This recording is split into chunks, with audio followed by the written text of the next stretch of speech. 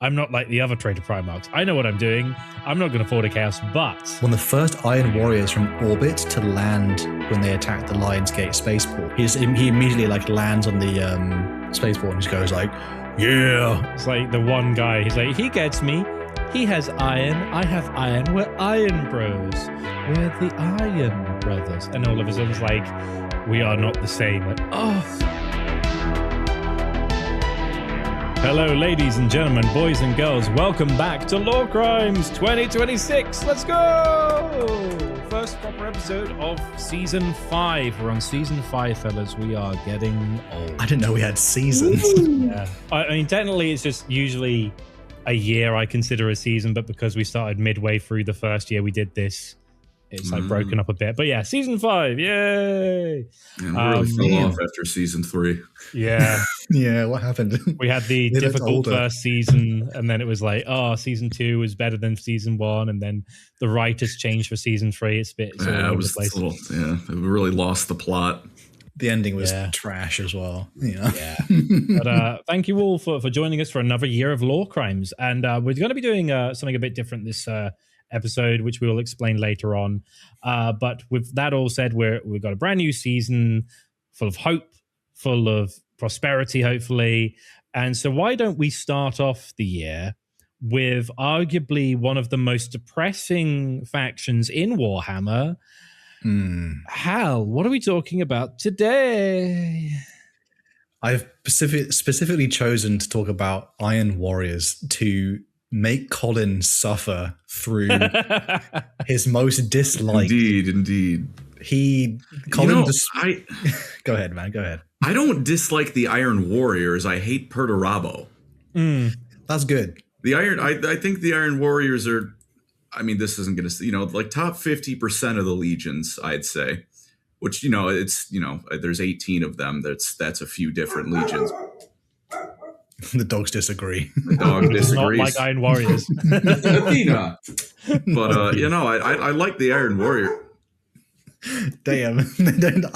She does not like the Iron Warriors. Athena's like, did somebody say Perturabo? I hate that guy. Yeah, Bro said his activation word. Their dad is just the most annoying piece of shit. That is fair. That is fair. I have never seen someone dig themselves a hole of their own making deeper than he. Can we shout out the guy who's earlier? I can't remember his name. Sorry, I've lost you. But he just every episode he just says I'm gay, and he did once again say it this episod. So thank you very much, brother. Hero. Thank you. True. And then someone said, hi, gay, I'm dad, I think, underneath. Thanks, guys, for showing our ages. No, but today is an episode which I want to talk about things that not everybody knows about the Iron Warriors because, yeah, we get it. Perturabo's a douche nozzle. He probably does go to the gas station and drink straight from the hose. He's weird. All right, well, hang on now. Okay, yeah, it's getting weird. Okay, I'll stop that. He can make a fire hydrant disappear. We all know. But this guy... Call him a Beyblade because he's letting it rip. Jesus. But, pretending to be a mature adult that I am here to talk about cool stuff about the Iron Warriors. It is a great legion, great... if I say chapter then, great war bands, good lore, all that cool stuff. And I'm going to start off with the basics because... how could you not? But because I'm sure not everybody knows everything about the Iron Warriors. But I've got some cool, interesting facts later that I'm hoping even Mr. Colin. Have you done a do or don't Iron Warriors yet, Colin? No, they're not really an army at the moment. Well, good. Because hopefully I've done some stuff before you've had to do your research. They'd get lumped in with Chaos Space Marines, alongside the rest of the least favorite children that don't get to have their own unique guys. There's the theme of this episode. It is probably most likely the word abuse, but let's not say that too much for YouTube reasons for people. But we're basically going to learn about the most bullied, the most resentful, the most unhappy yet competent people in the Legiones Astartes. No, it is not my uncle, but this is massive shout out, by the way, to that Night Lord who just got right in front of The gunner on bolt screen rifle. was like, "No, you don't get to kill that guy. I'm blocking your entire field of view." Yeah. I'm glad you're doing this action though, because Iron Warriors can be cringe sometimes, and I relate to that because that's just my vibe. So we're going to start off with again just some of the bare necessities, the basics here, before I get into all the cool stuff, because they do have some interesting lore and some fun stuff, which I wish Eli was here to hear about, because I think he would. Eli has started to read more Horus Heresy books, and he's like, he says, "What the heck? The Thousand Suns are actually interesting." Proven right once again. Big brain, see Thousand Suns, big energy. But we're starting off with the Iron Warriors. It is, of course, the 4th Legion of Astartes. And if we're going back to sort of Great Crusade era, even before Perturabo, they'd like one or two big things. It is heavy, the heaviest artillery. I'm talking your mother, the size of your mother bullets. I'm talking big tanks, big guns, and they also don't care for civilians. Think of any family member who you don't like, it's probably them inside, because they are utterly evil. And of course, their Primarch is Perturabo, who basically, is this fair to say, Colin, is basically he grew up in ancient Greece. Yeah, it's, like Macragge is Greco-Roman leaning towards the Roman. I'd say, Olympia was Greco-Roman leaning towards the Greco. It's yeah, we'll get more into that a little bit later, but it is basically ancient Greece, because once again, GW decided that they just could not help themselves but copy someone else's homework. Although I will say, I get the vibe of like, they're a bit more Athenian, if that makes any sense to people, which is they are a bit more backstabby. We're talking politics. Yeah. Politics on politics. That was my capstone to get my degree. Ancient Athens kind of sucked. Did they, I don't know if it's quite Spartan. I don't know if Perturabo engaged in some of the Spartan traditions of old, but who knows what stays between brothers. But Perturabo would, of course, eventually conquer his homeworld. Sorry, I'm going too far. Perturabo does not have any interest in men or women, by the way. We should say that for the record. He likes machines. He would, of course, like many Primarchs, conquer his homeworld in the name of, at this time, his adopted father, and boom, the Imperium would arrive when he was done. This is where it gets bad, because Perturabo grew up hateful. He is a hateful being. He is spite, and he is a bad person because he was displeased with his legion's record immediately the first time he met them. He was not impressed, and he forced decimation upon his sons. Would anyone here care to explain what decimation is in the truest sense? So this is a comment that's haunted me a few times, where there's the verbatim meaning of the term used, I think, back in ancient Greece, and then there's the generic term decimation. Yeah. And it frustrates me. It's like nowadays decimation is like, the army was decimated, that like people kind of use it to be like they got brutalized, they got wiped out. Flavorful language. Took down to Flavor Town. What it really means is 1 in 10 of you are going to die. Oh, it gets worse, doesn't it? We should state, for the record, 1 in 10 beaten to death by his friends. Yeah. Yeah. It's like, Perturabo was like, I'm going to put you into squads of 10. Everyone's like, oh, great. We're going to do like a bonding exercise. And it's like, each of you draw straws. Bonding is one word for it. And then the other 9, it's like, kill him with your fists. I'm not going to defend Perturabo, but I will say when I was writing my World Eaters video, I learned that Angron did that on the regular. Perturabo had the one and done. Angron was, it took you 24 hours for that planet, not 23. I'm afraid, start drawing straws, bozos. Shout out to the extra medium who has said a comment, 1 versus 9 fist fight to the death. Appreciate that, brother. It does bring a new meaning to catch these hands, because unfortunately 1 in every 10 legionary was beaten to death by his friends. And then Perturabo would go on to reforge this new legion, which is under the brilliant, to be fair, I would say the hardest legion call out, maybe. We'll have to argue about this. But they have the credence Iron Within, Iron Without. And to be fair, I don't know, is there one you guys like more than that for the legions? I think Ave Dominus Nox kind of gets close, but I still think Or the Iron Kargan. Within. I like combining the Ultramarines too. Like I think on their own with courage and honor, and we march for McCrag. I think on their own, those are each, they're all right. But with courage and honor, we march for McCrag. If you put them into one, it's a little wordy, but I like that. I mean, I'm not a big fan of salamanders, but I do like Into the Fires of Battle, Onto the Anvil of War. I'm like, oh, that goes pretty hard. I like it. That's pretty good. Is it hang on, I need to look up the... I think Vulcan Lives is like you're like 4 beers in, and that might be the hardest. Yeah. That's not the full quote, is it, Hal? There's more to it, isn't there? Oh, no, I can't. I think of the Iron Hands one, which is the flesh is weak. Vulcan Lives, stomp, stomp. You have to say the stomp, of course. Stomp. I thought being tricked there for some reason. Stomp, stomp. That's why 4 beers is necessary for the Vulcan chance. At 1 beer, it's not. It doesn't hit as hard. But yeah, Perturabo would embody this saying into his legion. They are iron within and they are iron without. And they would go, someone decided, these guys need to have the strongest opponent. I send these boys into my toughest battles. So over the Great Crusade, they would go fight the most brutal conflicts in the entire Great Crusade. There's even like a small bit later I'll explain, but they essentially, someone has once seen like a VR, I'm not joking, a VR like playthrough of one of their battles, and they were going to be sick at like the level of conflict they were involved in.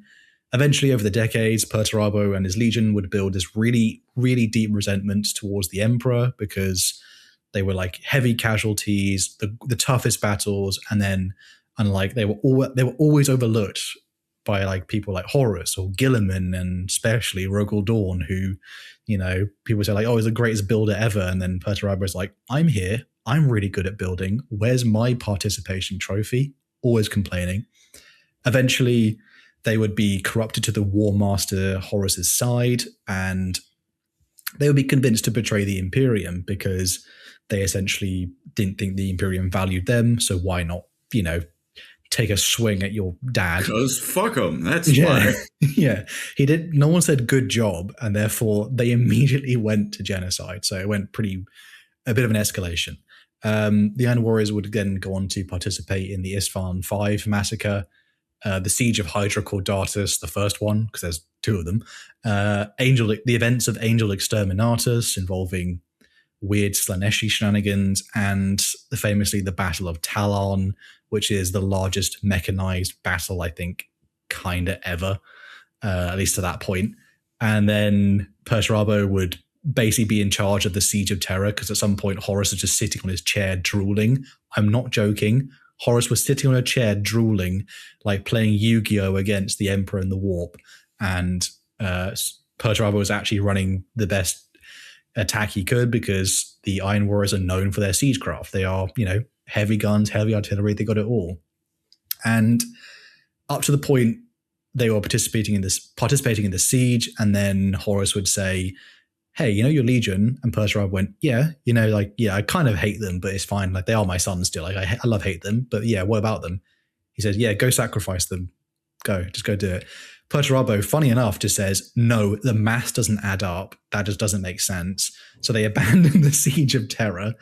And as we see most recently in the Scouring, the Legion would eventually then go to fight, their most hated rivals, the Imperial Fists, at the infamous Iron Cage. We all love that one. Hopefully we'll get like a proper book about that soon.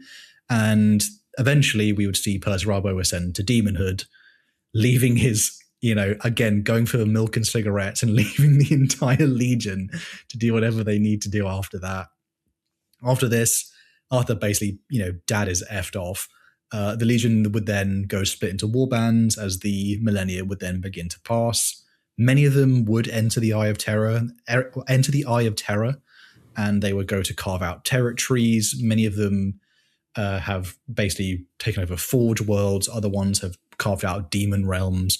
Some, again, this is a contentious part here where like the Legion would in part embrace chaos, but mostly as a weapon. And they are at some points known for utilizing demon engines and using like chaos cults at times, not like the Alpha Legion or the Wordbearers in a way, but more just like, oh, that's good cannon fodder. They love a good bit of cannon fodder. It's mentioned in the as of time of recording newish book of Ashes of the Imperium, where Perturabo's like, I'm not like the other traitor Primarchs. I know what I'm doing. I'm not going to fall to chaos, but I'm going to use these demons and make demons engines. And they're like, oh no, he is like all the other Primarchs. Oh no.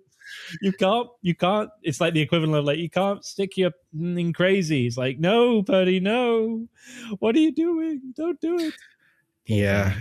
Crazy. My Reddit thread, my Reddit moderator, Primarch has really been, he's been leaving us alone too much. I'm not like the other Primarchs. No, but eventually you would see like some Iron Warriors have ascended to demonhood. Some of them have not. But by the time we get to the 41st millennium, the Iron Warriors are essentially divided, but many of them fight in quite large war bands, and they essentially keep fighting over for the favor of Perturabo. So, which is surely there are better people to fight for the favor for. Andy, I'm very sorry, but I just watched you throw that engagement. Oh my God. Look, you had a couple banger moments in this so far, but that one was not. I'm just saying, I win I played 5 games in a row. I won every game, and 4 out of 5 I was the MVP. Only one was I seconded. Oh no! Like I said, I saw you. You lit up a good amount of people up before, but that one, his shields dropped first. What happened there? I got a triple kill. That one, I was distracted. I don't know. I make mistakes. I'm not perfect. Believe me, it happens. But that one was rough. I've got no leg to stand on. I have I do still remember the quadruple backstep into getting slashed by a Terminator. I have been rusty at this game. And then weirdly enough, I every time I've had to re-record like some footage like every once in a while, I then play the game a lot and I get really good. And then I immediately forget any hand-eye coordination, like just immediately ever since. But basically, that is the intro for Iron Warriors. So again, that's the stuff we know. That's the stuff that most people know about the Iron Warriors. But now to talk about the things that maybe people don't know about the Iron Warriors, and we're going to begin. Again, it's kind of timeline related, kind of a bit not, but we're going to jump in and out. We obviously have to start with the big guy himself. So we're going to begin at ancient Greece, Olympia. And we begin with Perturabo's gestation pod crashing into the largest mountain on the world. Cool thing about Perturabo, I'm sure the guys know this here, which is he's I think one of the only few Primarchs who basically woke up and he knew what his own name was. Like he had his name, like almost, he said, like, I think it was the words like emblazoned on his soul. He felt like it was inside of himself that he knew his name, or the name the Emperor gifted to him was Perturabo. Although I don't remember, do you guys know where the name Perturabo came from? Not at all. I don't remember that especially. I'm sure it's a mythology thing. I mean, he woke up with everything in his brain already. I don't know. Why wouldn't his name be there? His name does obviously sound like perturbed. So yeah. That does embody him quite well. And a cool fact about Perturabo is he can see the Eye of Terror, just always. He left his gestation pod and was like he's like, what the hell is that?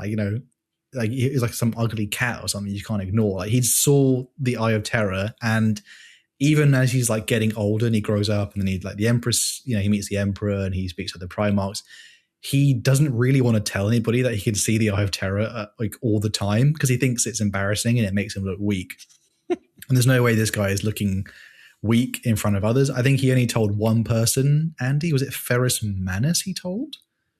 Maybe. I think he told Ferrus Manus, and then which makes me laugh every time about this, because apparently Ferrus Manus was not quite the most comforting person to talk to about some confession, and therefore he immediately, like a grown man, suppressed his emotions, buried it deep down, smashed it down, and decided to never talk about it. It's like the one guy, he's like, he gets me. He has iron. I have iron. We're iron bros. We're the Iron Brothers. And all of a sudden it's like, we are not the same. Like, oh no. I thought we were friends. As Colin has alluded to, Purser Robbo doesn't really have an imagination. He describes his brain as a library of blueprints that he just essentially draws out for the right task, which I don't ever like. Do you guys think the Emperor did that, or is that like a warp thing?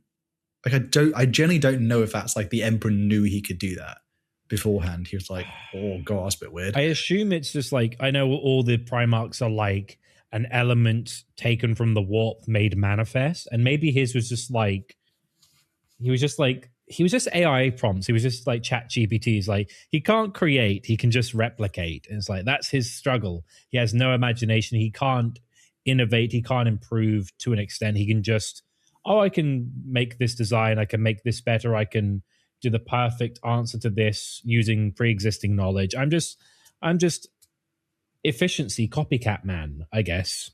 A fun fact about Purser Robbo, he didn't understand what friendship was.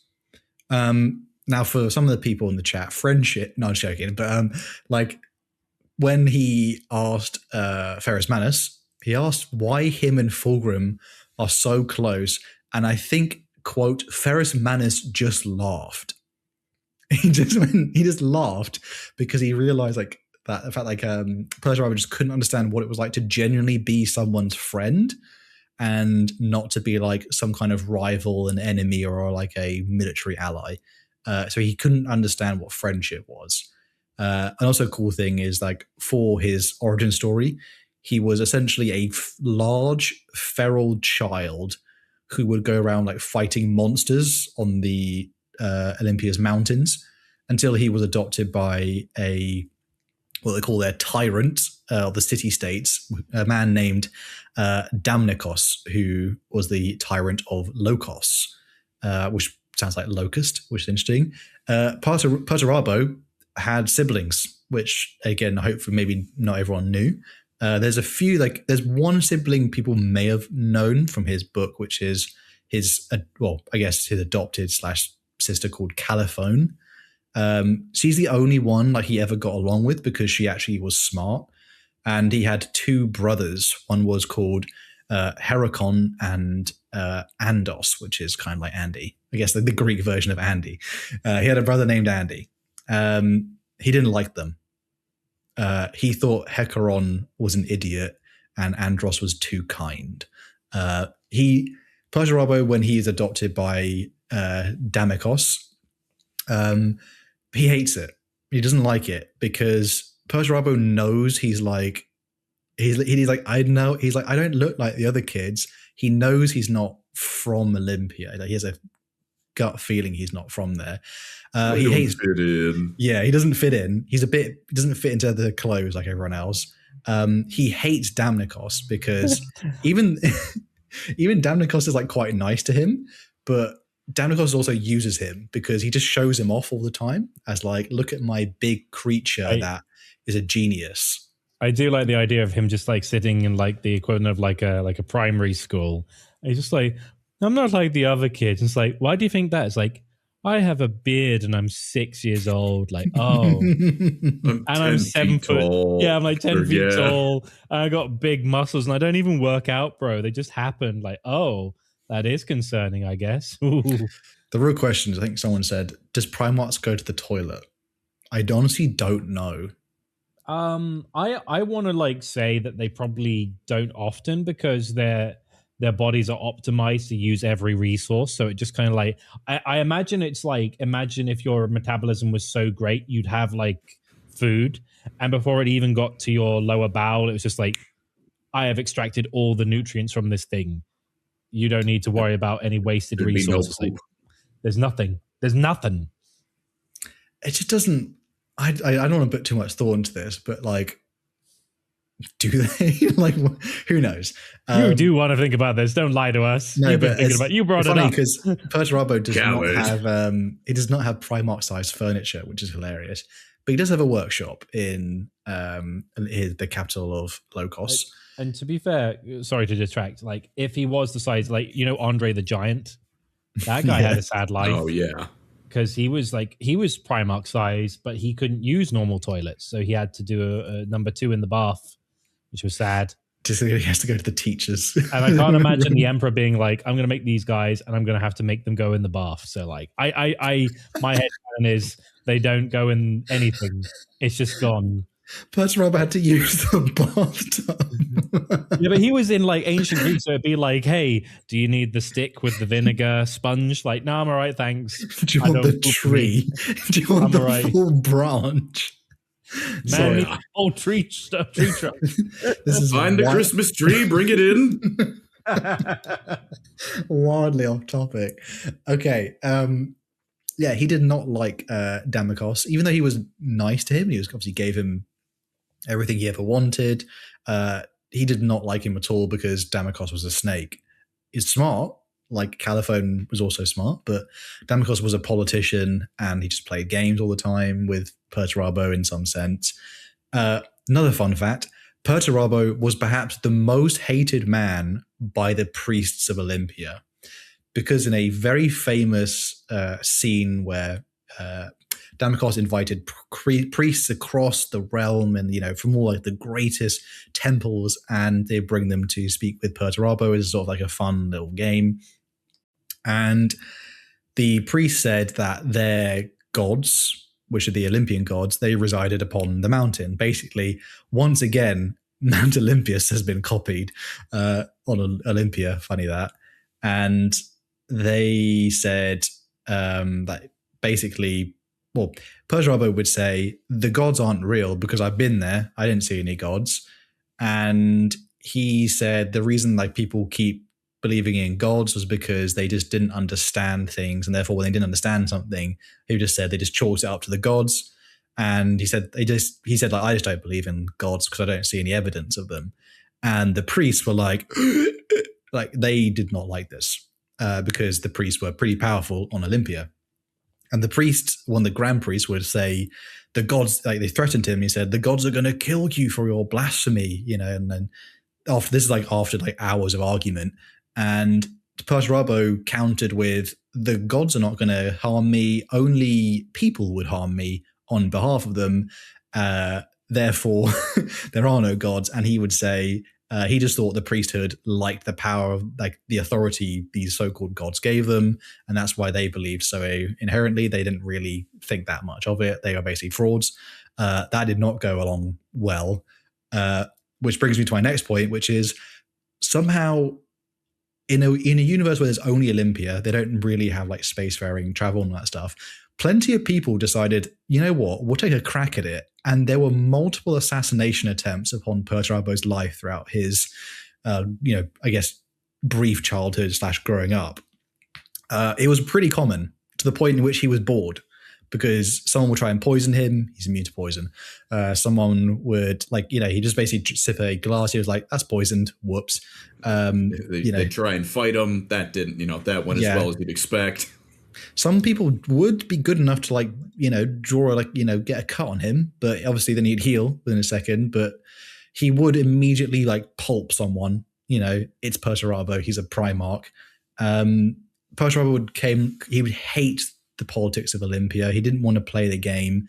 And this is basically what turned him into his own version of a tyrant, which is, he said, I've had enough of people, playing games, liars, schemers and stuff. I'm just going to, no one can stop me if I do something. You'll talk about it, but you're not going to stop me. So he just decided, I'm just going to conquer Olympia. And he did with his own, with the armies of his, adoptive father. And eventually he would rule over Olympia. His father kind of basically a puppet, but, he doesn't mind. My favorite second cool fact about Perturabo and Iron Warrior stuff is Damnikos's oldest son, Hecaron, was stupid to Perturabo. He thought he was such an idiot. And in fact, he was so stupid that he got caught in an attempt to revolt against Damnikos. And therefore he was killed because he was drowned in wine. And basically it would end up going to, the rulership would go to Caliphone after Damnikos, because basically, again, I said earlier, Perturabo and definitely Damnikos thought the other brother, Andros, was too nice. He was just too nice to be someone who would actually rule. And this all becomes from one story that we learn, which I think is a really good Primarch story, but it shows his character. Because one time, Perturabo challenged Andros to a sculpture competition. Andros was allowed to be an artist. Again, he's too nice. So Damnikos was like, oh, whatever, as long as he gets into art school and doesn't go crazy, But he allowed him to basically do whatever he wanted. And Perturabo is obviously like the genius, shown off son. He kind of, sometimes he says he hates it, but he also revels in it a little bit. And the competition was set where they would both create 2 pieces of sculpture, and Perturabo made his piece. He obviously had a design in his mind and he went straight for it. Andros was taking a bit longer. Perturabo said, like, give him extra time. I don't care. I'm a bloody Primarch, whatever. Eventually there's this grand conclave for this big event, and Perturabo brings in his piece. It is revealed. It is pretty stunning. Everyone's like, wow, that's from a Primarch's mind. That's amazing. And Perturabo is like, shut up, but keep going, whatever. You're all stupid, but keep the praise coming. Come on. Yeah. Andros wheels in his piece, and it brings people to tears.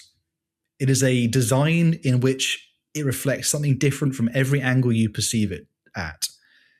And this, he clearly wins. A little human beat Primarch.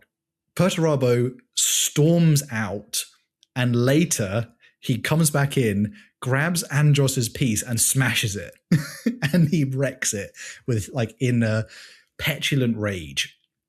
Because again, Perturabo doesn't eventually the story kind of reveals he doesn't have imagination like a regular person. He couldn't create something new in which Andros could. Andros could create something from his own experience in life, where Perturabo just essentially was a computer who recalled something.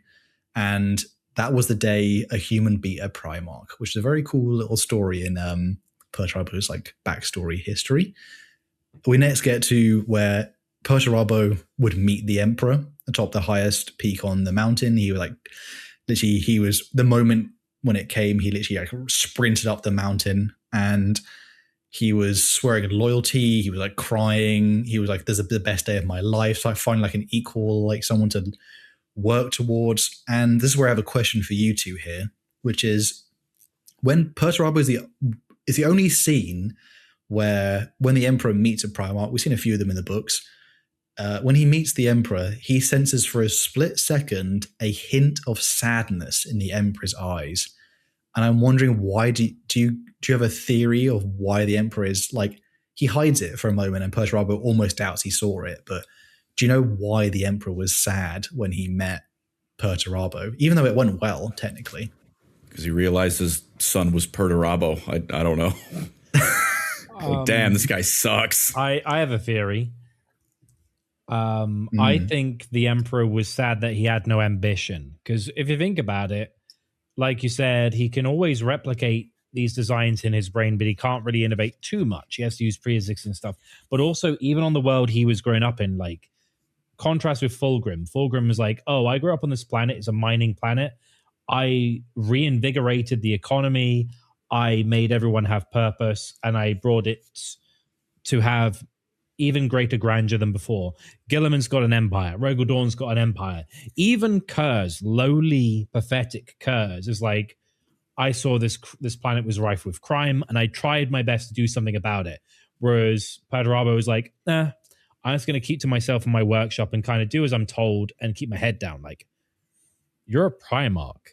You should be changing things. Instead, you're just hoping that things blow over and you don't have to be too I think that's the crux of Perturabo, where even during the Siege of Terror, even during the Traitor Rebellion, it's he will serve Horus. He will be oh, my legion's always been used as the dog's bodies of the Great Crusade. What happens during the Horus Heresy? Dog's bodies of the Horus Heresy. Yeah. He has no ambition. He has no drive. He's skilled, he has talent, but he wastes it. And I think that's what the Emperor saw in my eyes. And this is where we get to see of course, as we mentioned in the earlier section, Perturabo meets with his legion, and he is ashamed of their record. And the deeper reason behind this is one particular campaign which happened recently before they met their Primarch, which was called the Battle of Incaladion.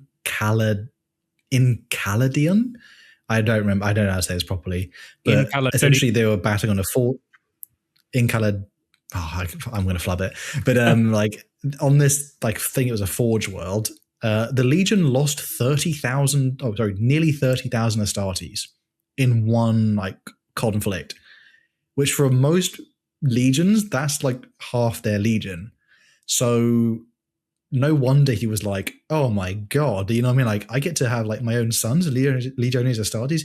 Yeah, those guys, the guys who just almost flubbed an entire battle recently. So he was not impressed with them. People understand this is why the decimation happened. And an interesting cool fact about maybe Iron Warriors not everyone knew, when the news of decimation was announced, so most of the Legion was in orbit of Olympia, the people who said something about it, because a lot of the guys said, we're veterans of the Great Crusade, we don't deserve this. They were the first to be beaten to death by their brothers. Anyone who said anything being like, oh, this feels immoral, obviously, they're Astartes, they are weapons. They were beaten first. They were chosen, and they were told by their brothers, we chose you because you don't have what it takes, bro. And of course, Perturabo would then, from this new group, would remake his entire legion, sort of bending them to his own new design, and they will go on to fight a old myth of Olympia, which was these. The enemy was called the Black Judges, which essentially they were humans who were in their fortress moon, I think it was, and then they basically went around planets just gathering up civilians and then using their life force to live a bit longer, kind of like billionaires. But they essentially would use the energy of the youth to keep living longer. And now on Olympia, we have Bezosius, who is sacrificing the young to sustain himself. Musket man. But from Perturabo's life growing up, and from his complete rejection of basically no nonsense, there's only strength, purpose, will, he would create the unbreakable litany, which is not just iron within, iron without. The true litany is, from iron cometh strength, from strength cometh will, from will cometh faith, from faith cometh honor, from honor cometh iron. Much come. Yeah, there's a lot of come. This is the unbreakable litany, and may it forever be so. Iron within, iron without. Again, I think it goes pretty hard. I'm hard just even saying it. Some cool things about some Iron Warriors is, I think I may have learned this from Colin initially, but I double checked it, which was the Iron Warriors are masters of siegecraft, and much from their Primarch, and they would learn of tactics and strategy through tabletop games. And apparently in the Legion, they take it pretty seriously. It's not for fun. They actually are doing it as a exercise from their Primarch. And I have one which Colin will help me out on this one, which was, we're going to talk about, because the Iron Warriors have a unique rank only in their Legion, which they call Warsmiths. Do you want to explain what Warsmiths are, Colin? Indeed. So at least as of the Horus Heresy, it was a very fluid rank. I feel like that's a good word for it. So they would oftentimes they would command grand battalions, which was roughly equivalent to a chapter in another company. In theory, it's also supposed to be it's 1,000 Marines, but and Godspeed, Andy. Unleash the snake. In Spiri, one of those grand battalions is 1,000 Marines. with, maybe it's the Iron Warriors, so they probably got a lot more like, siege equipment and artillery in it, but roughly chapter equivalent. But, sometimes it's just a couple hundred guys, especially if Perturabo was in a mood. Sometimes they had thousands and thousands in these grand battalions. As what they did, they pardon me, I skipped ahead a little. They could also like do more specialized things, like maybe Warsmith is in charge of a whole ass fleet. Maybe he's in charge of just like this little specialized group of a couple, specifically trained Marines for one purpose or other. Part of this fluidity, I'm sure, was just because, it's good to have commanders you can slot in and out of different roles. That seems like a very Perturabo thing to do. What also seems like a Perturabo thing to do is keep the different warsmiths all at different levels of functional power and everything, because you get some nice rivalries going. So they will strive to go above and beyond their fellows to look better for their father. I think a lot of them as well, like when we look at it in the 40K context, a lot of them are like the equivalent of like what would be tech marines in some capacity. Some of them are just commanders. Especially by come heresy. And I was going to say, usually post heresy, they lead grand companies, which is just post heresy. That's basically it's a war band. It's like, it's the chaos equivalent of a chapter. And a lot of them, they have some, you put it in a definitely nicer way. I'll say they had hobbies. One of them was a good old Hansu, who needs little introduction. Funny Demonculaba man. But fun fact, though, warsmiths keep their rank essentially regardless. I mean, until they die, because, you could get promoted a little higher, at least during the Legion days. But there was one guy. Hang on, I need to find his name again really quick. Barben Falk? No. Barosis. Oryx? Berossus, yes. Berossus. He was interred into a dreadnought, but he was still a warsmith. And yeah, like usually when that happens to a Marine, like say you have a chapter master, he gets put in a dreadnought. Most times he's no longer the chapter master. It's happened a couple times, usually not. But warsmiths, you keep your position. Yeah, not a surprise for like a kind of technophile legion like Iron Hands, revere dreadnoughts. Practically all the leadership is dreadnoughts to an extent. Yeah, and Iron Warriors are also like, hey, we're like machines. He's cool. Yeah. Make him a warsmith. And then, like I think you said, Hal, come the Traitor Legion days, they definitely they work with tech a lot. They're called warsmiths, and then once they turn fully to chaos, Warpsmith, is another. It's not their name, but that P, if you add it to warsmith, is not inaccurate. They definitely have a lot of demonic, technological expertise. So, reminded me, Berossus was a cool fact about him, which was the in the Siege of Terror. I think he's one of the first ones from one of the first Iron Warriors, or one of the first Iron Warriors from orbit to land when they attacked the Lionsgate spaceport. He immediately like lands on the spaceport and just goes like, yeah. It's like yes, it's time to kill. I mean, so he's one. Titanfall's pretty cool. I can't blame him. Yeah, he's a big boy.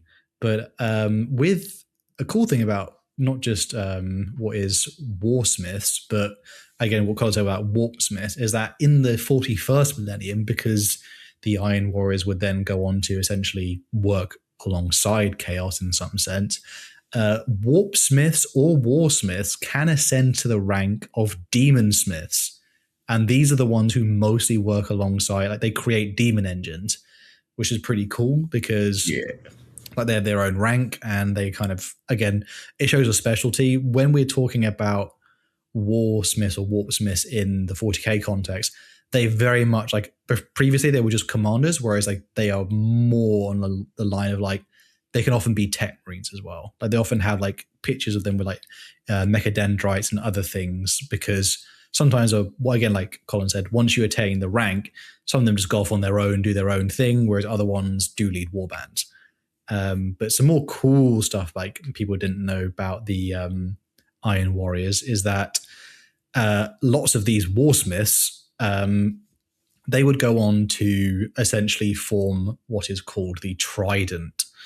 The trident itself is essentially, well, it was during the heresy when Perturabo would pick 3 warsmiths and they would essentially be his advisory council.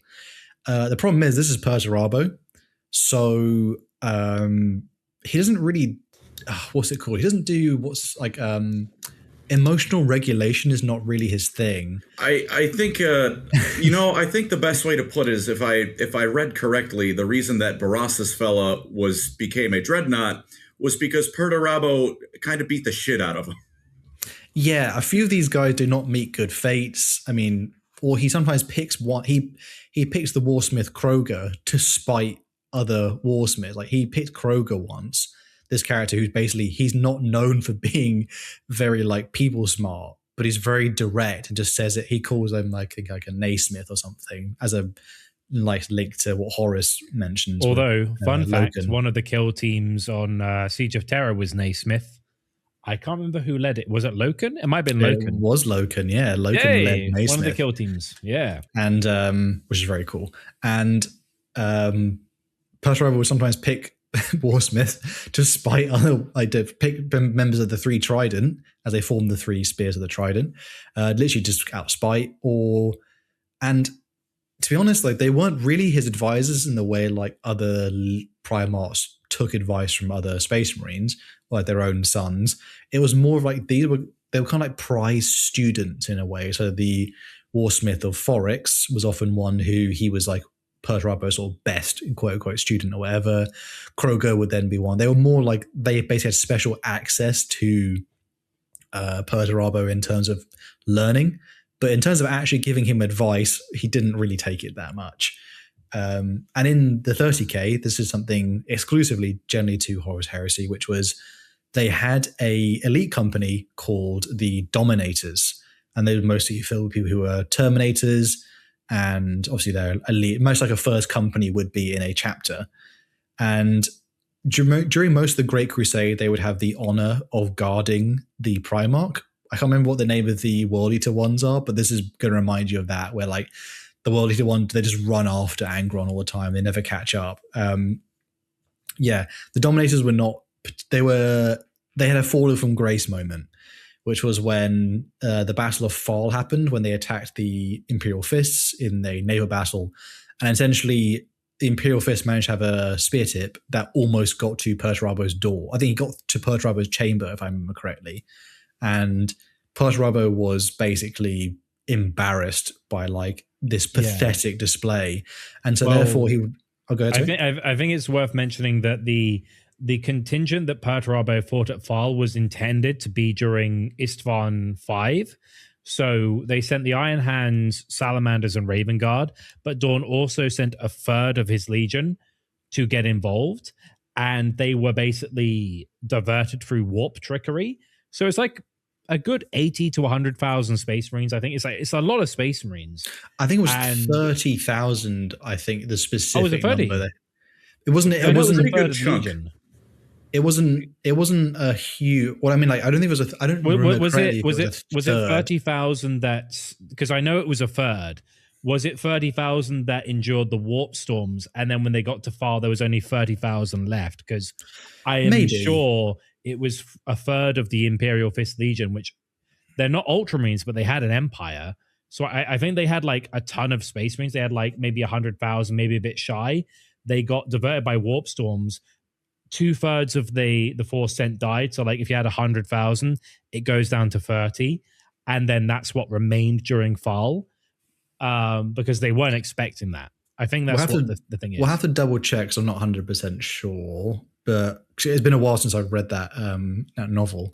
But I know, like, particularly in this engagement, the Dominators did not do well. They let a spear tip almost get to basically attack Perturabo, I think, or they might have got in the chamber, and I think he killed like one of them who made it. And then this is where Perturabo was like, man, you guys suck.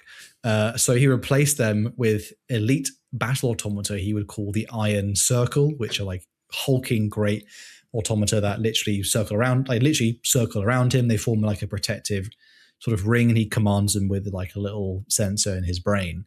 That's where the Iron Circle essentially came from, because the Dominators didn't do well enough. And Perturbo's like, you can't trust people. You can only trust Iron. So not cringe. Oh, you said it. An interesting parallel is like, as much as Ferrus Manus was like, the flesh is weak, he never replaced his men with automatons. Who was the lesser of the Iron? Perturbo. Oh, the flesh is so weak, I'm going to get the flesh out entirely. I'm just going to do robots. It's like, oh, not a good idea. Not a great plan. Not a great plan. Speaking of great strength, Perturbo is actually one of the few Primarchs who we've actually seen cry multiple times. One time was when he met the Emperor of Mankind, and he did a little weep, as they say, because it was like the best day of his life. And the second time is when he decimated Olympia, which had risen in rebellion because they were saying, oh my God, you're basically starving, like all of our sons are all dead and they're being, hundreds and hundreds of thousands of them have died for this legion, give us a break. He was like, I didn't hear no bell. So he came back and decided, I need to punish Olympia for embarrassing me. He then would strangle his adopted sister, who, by the way, I think was in a wheelchair or in like a little spider pod. She'd been through a few centuries of rejuvenat for sure. Yeah. She was very old. She might have been in like a little like spider wheelchair. There, she was a bit old. So he grabbed his elderly adoptive sister and he strangled her to death. And then he like threw her corpse on the floor, and then he basically cried because he looked over at Olympia and he was like, oh, what have I done? This is where Perturbo would say, the Emperor's never going to forgive me for the utter crime I have committed. Nothing. Not a single comment from the Emperor. Nobody said anything. Everyone was like, in fact, I think the message he got may have been, job well done for another compliance. And this is where Perturbo's bitterness basically went, oh my, they don't care at all. I just burned my own people and they gave me a bloody gold medal. So even a gold medal, nice job, man. All right, get back to it. Yeah. That essentially, this is the event that cemented in, or at least I would say, in my opinion, primed the Legion and Perturbo for rebellion, to the point in which like other legions had to do a legion purge. I don't think the Iron Warriors really did do one. I'm not 100% sure if they did. I don't think they did. I don't think they had to. The thing is, Iron Warriors are very submissive to their Primarch. Other than Barabbas and a few others, like... and Breedable? The Shatterblade. I can't remember his name. Yo, we're not going past that. What do you say? What do you say that? Do you want to own that? Iron within me. Is that what Colin said? Iron within me. I won't have it without. Is that what you said? I'm about to iron. God. I'm ironing. I'm galvanizing the elements to make a strong composite. But no, it's like I'm without. There is Kira Varlan. Kira Varlan was an Iron Warriors loyalist, but there weren't many because not to be a dick, but like the Iron Warriors were the dog's bodies of the heresy and the Great Crusade. So when their Primarch said jump, they said how high, even though they didn't like it. They didn't they had a spine, but they didn't have a spine. And it was very, very few Iron Warriors who were like, I'm going to betray Perturbo, because fundamentally they were like, oh, we sympathize with his plight of being misunderstood and taken for granted. Therefore, we'll do anything he says. And even and again, plugging Chris Raitt with the Ashes and the Imperium, where one of the characters says, every fiber of my being wants to tell my Primarch he's an idiot for trying to trust chaos, but I fundamentally cannot betray him because I'm gene coded not to. They have no choice to an extent. They are bound to the hilt of doing everything their master says, and that's kind of why they're a bit of a tragic legion of like, they're always misunderstood, they're always taken advantage of, and yet fundamentally they never fight for themselves. They always fight for ideals beyond their ken, and they'll never be appreciated because they are to their core brilliant, efficient, and yet manipulated, and they let it happen. Yeah, they maybe not that much iron in the end, not enough iron to resist his will. So I also should say as well, maybe quite a few of the legionaries who would have turned against Perturabo against the Emperor, for turning against the Emperor, a lot of them were killed on this uprising on Olympia. A lot of the ones who refused to do the decimation of Olympia themselves, they were killed in turn. So a lot of them who had a conscience, again, were killed. We'd next see a cool fact here, which hopefully people, I don't know if everyone will know this one, which is during the events of Angel Exterminatus, which was the funny Go into the Eye of Terror book, Perturabo in this book is, of course, betrayed by Fulgrim, who would use part of his brother's life essence to ascend to demonhood. But then this is just the setup, which is that it was a little bit of time later that a Sons of Horus chapter, or at least like a small company of Sons of Horus, they emerged near the 4th Legion vessels and they would board their flagship. And these were Sons of Horus, fully corrupted by Nurgle. And they basically beseech to Perturabo that he should join Chaos because they can sense that he's dying. And that Perturabo, like as Andy alluded to earlier, he's been augmenting his armor of Locos, I think it's called, his suit of Terminator-ish armor. Could you mention what the planet was called that Fulgrim and Perturabo invaded, because it's pertinent to later? Oh, is it Yidris? The Hydra Caudatus? Oh, the one at the beginning earlier. Yeah, this is at the beginning of that. They both met on Hydra Caudatus for the first siege that we mentioned earlier. But then when the Crone World, I'm thinking of, which they attacked together, and the one that Fulgrim betrayed them on was called Yidris, I think, or is it Idris? Yeah, Idris. Yeah. That's one where Maiden World thing, Eldar World. Once again, Eldar having some really cool lore in some places in Warhammer to later never be used again. Yeah, weird that one where like Fulgrim's like being cut open and then like Eidolon's like inserting Eldar. Gilliman might have founded his body. He's doing what? Oh, in Fulgrim's transformation, Fulgrim is being gross. Oh, okay, no mind. well, if I might, Colin, Gilliman might have founded Imperium Secundus, but the Eldar founded Sloppy Secundus entire. Love it. Thanks for that. No worries. Getting back to the actual point, I think I might have been almost making, which was that basically Perturabo supposedly is dying. At least his soul is like leeching, or his life essence is ebbing away slowly. And so he keeps augmenting his armor with more bionics, more strength. And Perturabo just basically goes, so Nurgle will offer, like Chaos will offer me, they'll save me, right? And he goes, the Sons of Horus guy goes, yeah. He just goes, cool. Yo, guys, kill them. And so they immediately gun down these Sons of Horus. Kill them, please. Sir, your finest bullets, please. They immediately gun them down. So, Chaos didn't save those guys. Hilarious. But so like the idea's at some point been planted in his head that he is dying and Chaos might have power that would save his life, supposedly. Following the Horus Heresy, another cool one here, which is kind of, again, sticking with like the Chaos stuff, they have a weird relationship with Chaos. It's not quite the same as something like the Word Bearers or the Sons of Horus, and maybe similar to what with the Black Legion at some point.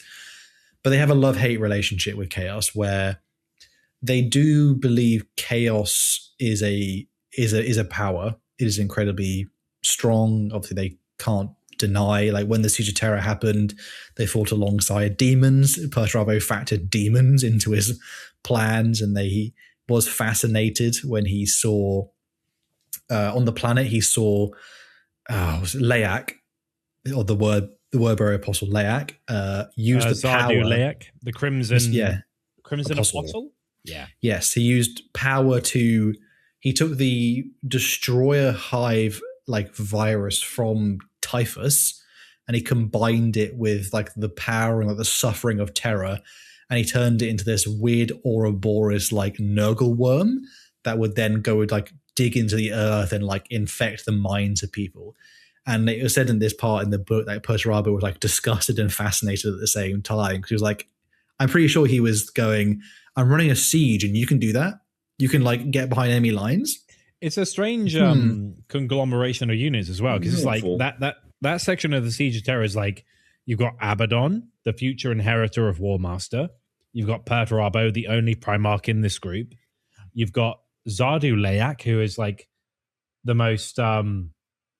this guy made like an edifice of his face made of skulls and bones float above Terror to just taunt the loyalists, going, surrender, bitches, we've won. and Typhus the Traveler, who stanks. So it's like, wow, that's a weird group, isn't it? I don't know. That's some musk there. Yeah, but at some point, as we're seeing in the scouring books that are coming out, the Legion's attitude towards chaos is changed from we can't go near that, but we'll work alongside it, to we should put master it in me. it. Not like, no, well, this is the interesting part, isn't it? They do believe chaos taint is madness, it's weakness, and they will straight off cut off their whole arm if they see like signs of corruption. They will just straight up remove it. So they don't believe it should be in their body, but it should be used because power is strength, and if you're not going to use it, like someone else will. This is interesting because like despite their like objections in the heresy during to chaos taint, they would have the very first obliterator ever. It was a legionary called Volk. I believe it's in Slaves to Darkness, the book. It might be that one of the last books of the Horus Heresy. And he would become like basically possessed by a demon, and Perturabo is like, yeah, we'll keep him around, whatever. And then his body would begin to bloat and basically become the first obliterator, who would then carry the obliterator virus within himself, which would then be used during the Siege of Terror. Just to show like my love of Iron Warriors, this is when they're attacking the Lionsgate spaceport, because I need to give this scene context. They are using millions of like Lost and the Damned, like Traitor Guard and stuff, and like mutants. And the Iron Warriors are like, if we get anywhere close to this massive spaceport, the guns just shoot us. So they decide we need to get close. So they send a massive wave of like mutants and cultists, and they hide like a small amount of warrior cataphracti like Terminators inside them by just basically pushing them inside like this huge horde, and they cover themselves like blood and gore, and they use them as a meat shield to get to the walls. And basically most of the cultists and like they have like traitor Ogrins with them, which are like weirdly corrupted and stuff. And they essentially say like, we are using this as the meat puppet. And it's so strong. They will just step over. They literally will kill cultists like stepping on them. But because there's such a huge tide of them, they manage to hide themselves from the main guns to get, even at this point as well, like in tandem, they work with the Dark Mechanicum to bring Volk, the first obliterator, who would then infect the entire spaceport with the obliterator virus, which begins to like attack it. So the Iron Warriors have to be fair, as another cool fact, they are known as the Corpse Grinders as a nickname, because they will straight up use civilians and like guard and other things as how cheery shields. Can I mention something very briefly as well? Sure. They're also known as the Betrayers of Istvan 5, because during Istvan 5, obviously, there was Iron Warriors, Night Lords, Alpha Legion, and Word Bearers involved in the second assault. But the Iron Warriors did such a good job of purging loyalists. They're the ones who get the moniker of the Betrayers, because they were like, oh, Horus, you're doing a betrayal, right? Okay, we're going to nuke their position. And then once we've nuked them, we're coming in with the heavy bolters. Like they did such a purge for loyalists. Can we correct that to they nuked Vulcan specifically? They nuked Vulcan specifically, and there were a lot of salamanders involved in the fallout. But they are so merciless in that regard that they are known canonically as the betrayers of Istvan 5. I just wanted to throw that out there. Yeah, they are very, because again, like they were very good at conventional warfare. Like even as a legion who necessarily at this during a lot of the heresy who weren't using chaos on their side, they managed to defeat Angron and the World Eaters. They defeated again, a cool fact is Perturabo was one of the few Primarchs to actually almost kill, basically beat to a pulp multiple Primarchs. He beat Fulgrim nearly to death on his ship. I believe the scene was he was showing a piece that Vulcan had forged for Perturabo Longo. He just says, "How look at this? How look at this? See that? See that?" Proceeds to grab the back of his head and smash it on the table until Fulgrim can't really speak and just whispers in his ear saying, "I'm in command now. You got it, Chief?" Fulgrim is throwing his because in the Siege of Hyder Credortus, the first one, he's all like, "Oh, my legion's doing all the proactive work. I'm Fulgrim." And then eventually that annoying younger brother energy. And like Perturabo basically grabs him by the throat, is like, "Listen here, you piece of shit. I'm in command now. Any one of your men who disobeys my commands, I'm going to kill them. You do as I say, or I will crush their necks." And it's like, "Oh, is that how you feel?" It's like, yeah. Little does Perty know that he's playing into Fulgrim's hands, but it's still a pretty good moment. And then there's the whole Angron debacle. Yes, he beat Demon Primarch Angron with like himself as a normal Primarch. With planning. Yeah, the Lion has done it. The Lion has done it, to be fair. But so there's, particularly as much we're mentioning in this section, there's a lot of, they have a growing attitude towards chaos. And to be fair, even to the modern 42nd millennium, they are obsessed with acquiring the seed. But what I mean is they are obsessed with acquiring untainted gene seed more than any of the other legions. Other legions are happy to recruit from war, other modern chapters, or people who are renegades or whatever. The Iron Warriors want to keep manufacturing Space Marines and soldiers to the point where they literally, the second siege of Hydra Caudatus happens because they want to acquire the Imperial Fist gene seed vaults. And even then, it shows to this point, they're not that concerned about other Iron Warriors being like sons of Perturabo. Because again, it's not about necessarily being a son of Perturabo. It's about the unbreakable litany. It's about, do you have iron within, iron without? I think even the animation with the Iron Warriors one, it just shows you like they respect it if you actually have, you got grit and determination. They don't respect you if you're weak. But if you're, again, strength, respect strength. But essentially we have a few, as in like a last sort of section of characters I think we'll probably finish up on. We do have a few cool characters that we're going to discuss. We're not doing, because it's not a character episode, but it's worth noting a few notables, just to mention. I think, Andy, you've got 2 offerings, don't you? Yeah, not to be a silly Billy, but like Iron Warriors as the legion that's known for attritional warfare and any losses at any cost. No surprise, they have very few notable characters. Like Hal and Colin. Other than Perturabo, can you mention any named Iron Warrior character? Starting with Colin. Honsu, okay. Erebus Antioch. Okay, that's 2. Barbara and Folk, Kroger. What's the other one called? Forex. But these are all seasons. Like they're the ones who are members of the Trident. If they're not in the Trident, they don't really get a mention. Well, there are some other characters, and if you want obscure lore, check out my channel. I have a bunch of Iron Warriors. But I will cover the 2 main ones, which Colin mentioned, which is Barabbas Dantioch and Honsu.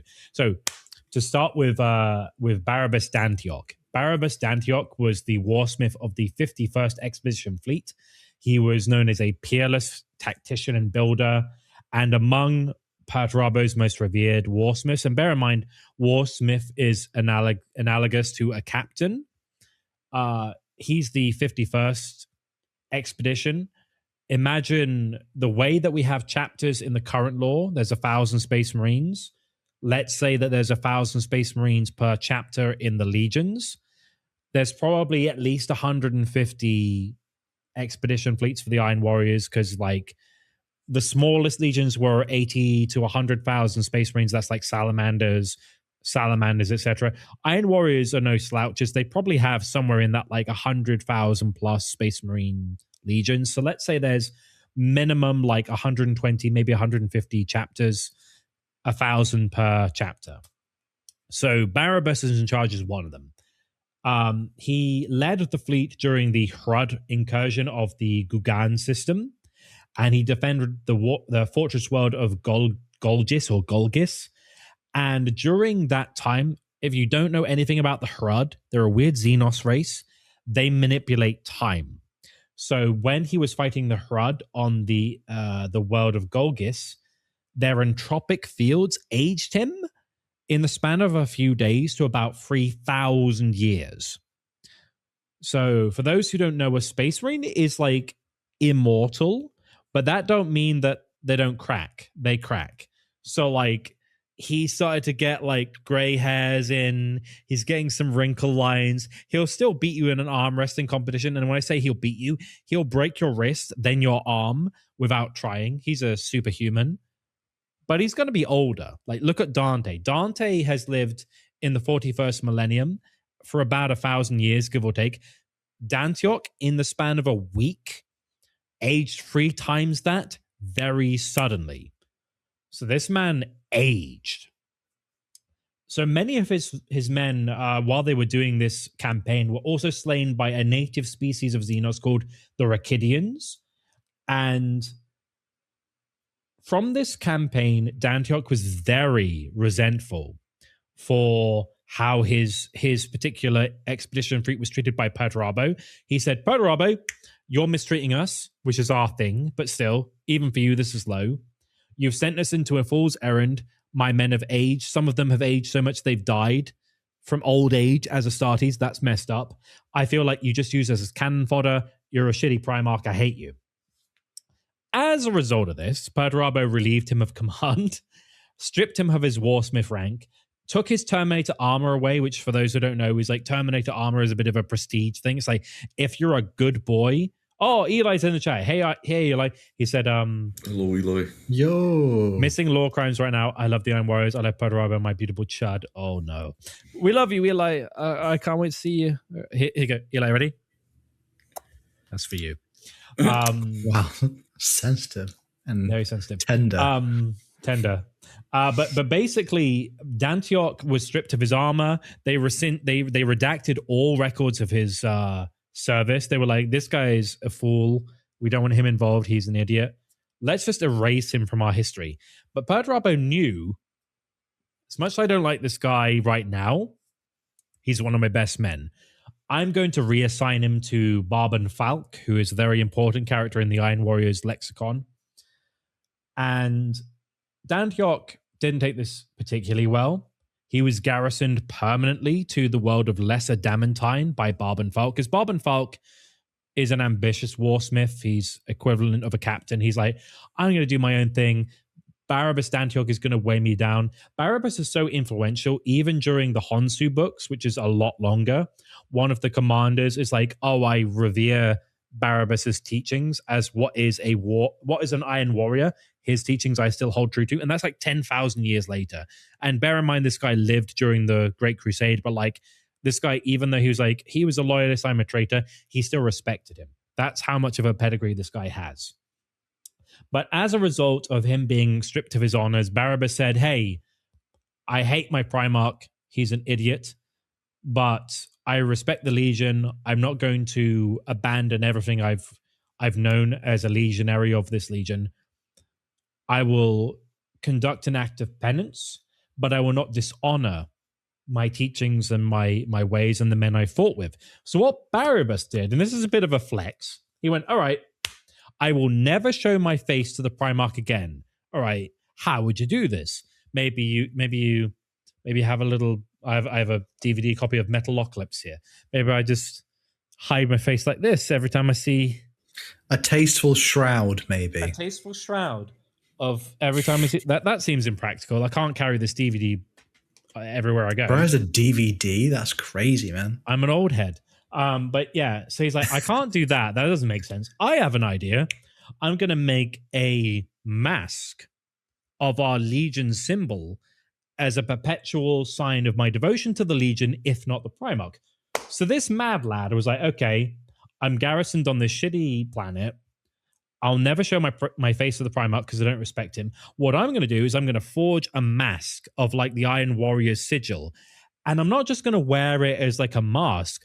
I'm going to forge this, and while I'm forging it, hammer it and like craft it to perfectly fix my face while it's still molten hot.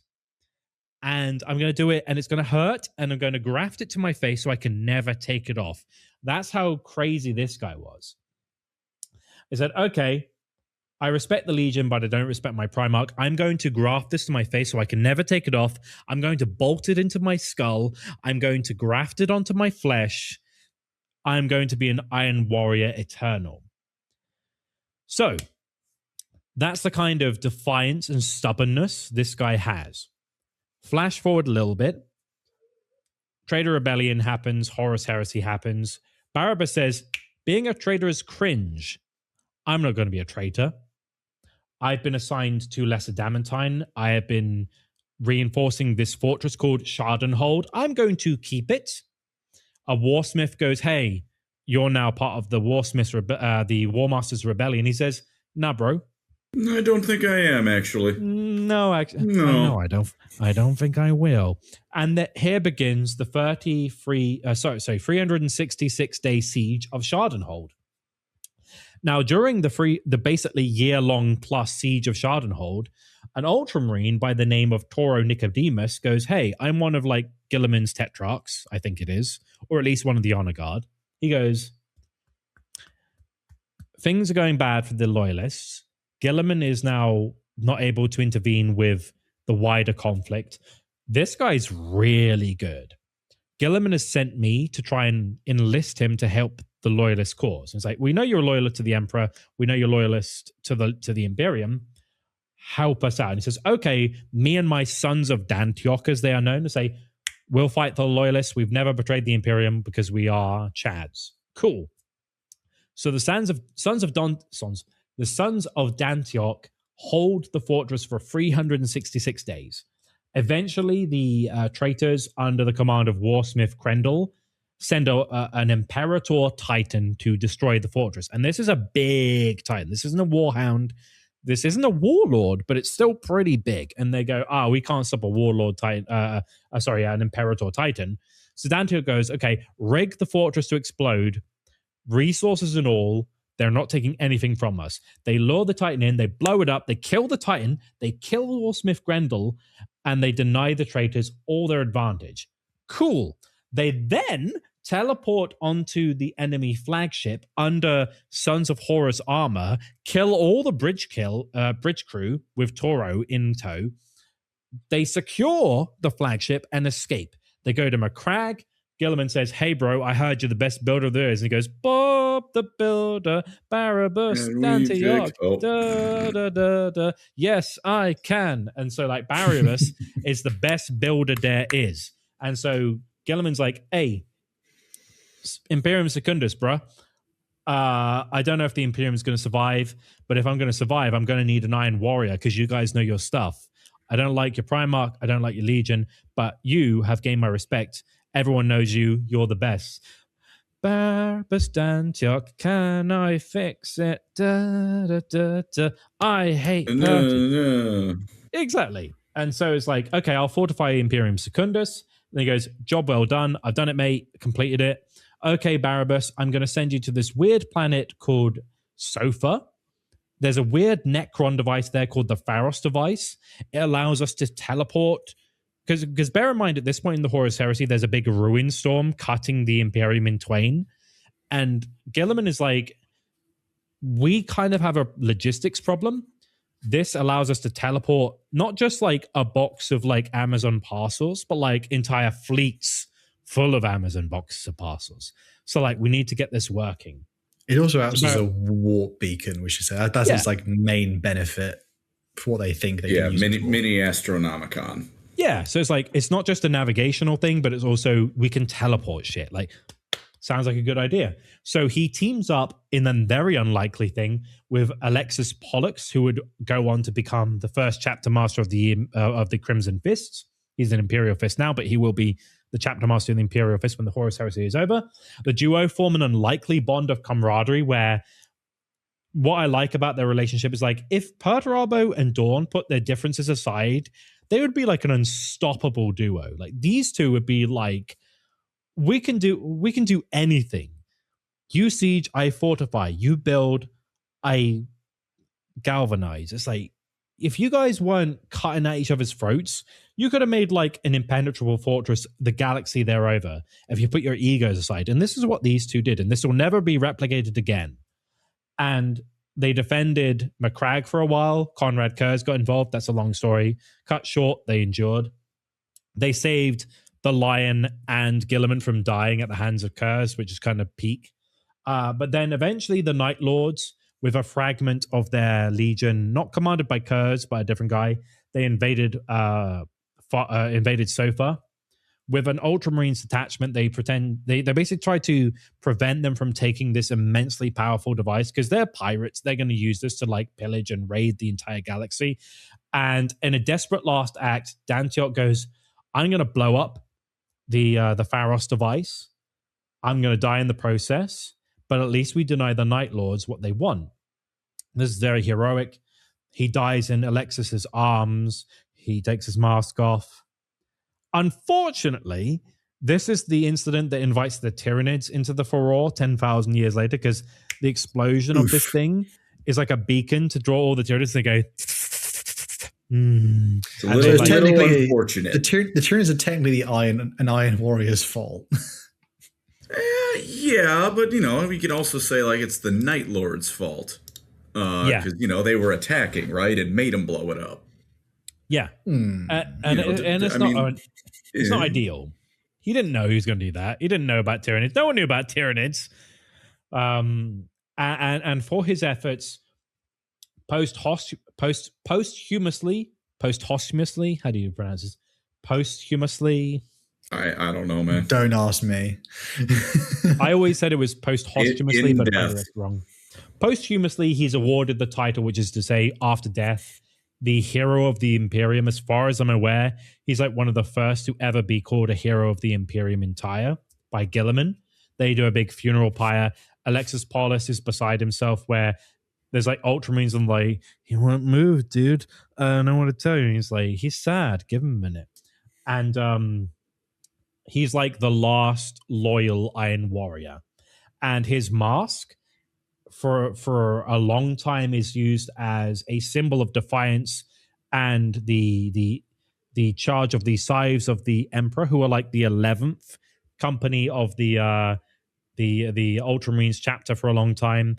Every chapter master uses his mask as like a badge of office, and for 1,000 years that's used as such until eventually the Tyranids turn up and destroy Sofa, but we won't talk about that because it's sad. And that's Barabbas Dantiox. Do you have anything else to add before I go into Honsu? I just like the fact of when he's best friends with Alexis Pollux. I don't think Dantok is that tall for a Space Marine, but I think Alexis Pollux is enormous, isn't he? Yeah, he's like barrel. Do you remember? Is it in that book where Guilliman just goes, "What the what does this guy eat?" Because he says Alexis Pollux is the only Space Marine where he was almost eye level with Guilliman. Yeah, he's like the size of Alfarius. Yeah. Like, what are you eating? What are you eating, bro? Bro's eating his oats. He is enormous, that guy, and he has power fists, and he is chonk. Yeah. He's the cool epitome of chonk. And I think we have one more character which you mentioned just as a nice, because again, like other characters will get their own video, but we want to talk about ones which are exciting. One thing I'd like to mention about Honsu is he is one of the most fleshed out characters in the lore because he has a lot of coverage, but bear in mind, he has his own book, he has a few short stories, but also he is involved in the Uriel Ventress bunch of books. So he's one of those weird characters who has his own focus books. He is a antagonist in other books, and he's involved. So like, to get coverage of Honsu, you have to go through Horus Heresy, Modern 40K, Uriel Ventress books, his own books, and short story. Like, he's all over the place, which is one of the reasons why he's a weird character, but he's also one of the most beloved. And he'll probably get his own episode one day, but we can't not mention him because he's interesting compared to a lot of the other characters. Like, almost they're like they're shadows of what Perturabo is. They're not him, but they're trying to be. Whereas Honsu's his own thing. Honsu is the premier Iron Warriors character. So let's not forget that, like, you got Perturabo.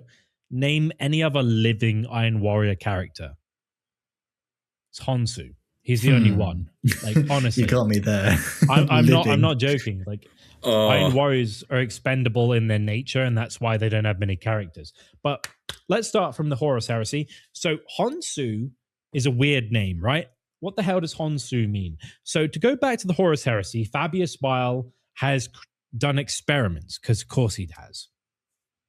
He attempted to blend two gene seeds, Imperial Fists and Iron Warriors, into one, because he understood these guys are very similar. If they could stop bitching about each other, they could become perfect if they actually got their differences aside and worked on it. Cool idea. So there was one guy called Honorable Sulaka, who is from the Dodecatheon of the Iron Warriors, which is like a very prestigious rank of Iron Warriors. And he also took gene seed from the Imperial Fist captain of the 42nd Company, Felix Cassander. And he said, here's Cassander, here is Sulaka. Merge them into one. Let's see what happens. Wasn't Cassander, he was a prisoner from the first siege of Hydra Caudatus. Yeah. He was. And he was being kind of driven mad. But basically, as a wild card, Fabius was like, let's see what shenanigans can happen from this. So he took the two gene seeds. Combined the seed, and he went, okay, cool, this is amazing. And then one of the Horus Heresy books, I can't remember which one it is, his lab is on fire. Lucius intervenes. He's been reborn. He's been killed by what's his name? The Raven Guard character, Sharokin. And he's come back. And he's like, oh, I'm kind of learning to deal with myself. And he's like, Lucius, what's up, bro? And he's like, everything's on fire. Grab something. And Lucius picks up this test subject vial. And the side of the label should say Honorable Sulaka. But because the place is on fire, a bunch of the label is burned away. So all that's readable is Hon Su. He's like, okay, I'll grab this.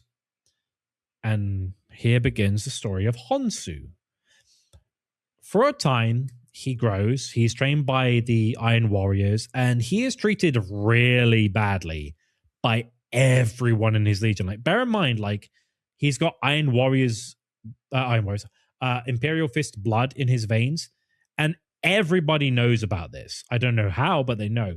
So imagine, like, your mortal enemy. Every single person in your legion knows that you have your mortal enemy's DNA in you. That's a bad start.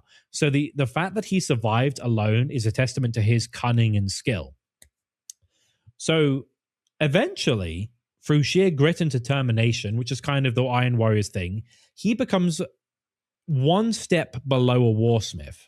He even gets to command an entire grand battalion. And every other warsmith, for the most part, hates this guy. It's like, I hate this guy. He's got Imperial Fist gene seed in him. But damn if he doesn't get things done. I'm not going to give him credit for that because that's cringe. This guy should die. I hate him. He should be burned in a fire. I want to piss on his grave. Like, oh, thanks, guys. Very mature of you. Let him have it. Really let him have it. Yeah, go for it.